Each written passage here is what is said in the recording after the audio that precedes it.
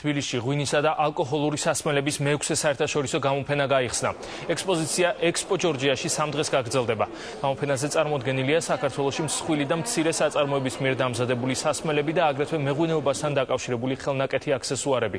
ექსპოზიციაზე ქართულ კომპანიებს საშუალება აქვთ მოლაპარაკება გამართონ უცხოელ პარტნიორებთან. გამოფენას ესწრებიან რუსი სომელიები და ჟურნალისტებიც.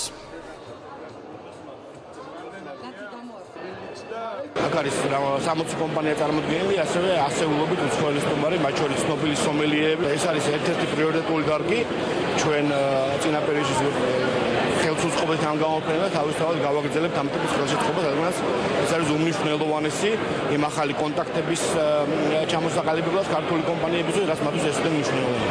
ღვინის სწორმოხმარებას, ბოთლის ღვინის კულტურის ამაღლებას სჭირდება პოპულარიზაცია და სწორედ ამას ემსახურება ეს გამოფენა. ღვინის ეროვნული სააგენტომ ჩამოიყვანა ვიზიტორები, პროფესიონალი ვიზიტორები, ის ადამიანები, რომლებიც მომხმარებლის აზრს აყალიბებს სხვადასხვა ქვეყანაში და ეს ძალიან ხელს შეუწყობს ქართული ღვინის პოპულარიზაციას.